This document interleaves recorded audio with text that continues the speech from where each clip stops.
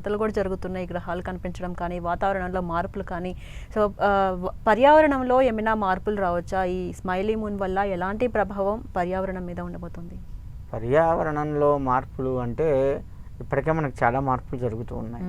కాకపోతే ఈ గ్రహాల యొక్క ప్రభావం భూమి మీద పడుతుంది. ఆ యొక్క వేవ్స్ అనేది భూమి మీద పడతాయి.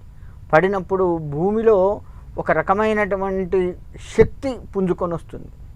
అప్పటి వరకు లేనటువంటి సాత్వికమైనటువంటి శక్తి ఏదైతే ఉందో మన భూమిలో, అది కొంచెం తేజవంతంగా ప్రజ్వరిల్లే అవకాశం ఉంటుంది. అంటే మన భూమికి ఈ 2 గ్రహాల కలయిక మరియు ఈ చంద్రుడి కలయిక, ఈ 3 గ్రహాల కలయిక శక్తి ఒకేసారి భూమి మీద పడి ఆ 3 గ్రహాలు ఏమేం పనులు చేస్తాయో అవి ఆ మానవాళికి కానీ, పక్షులకు కానీ, ఇతరత్ర చెట్లకు కూడా ప్రాణం ఉంటుంది. అంటే ప్రాణం ఉన్న ప్రతి దాని మీద ఈ గ్రహ ప్రభావాలు, ఈ 3 గ్రహ ప్రభావాలు పడి వాళ్ళల్లో కొత్త ఉత్సాహాన్ని, ఉత్తేజాన్ని నింపుతుంది.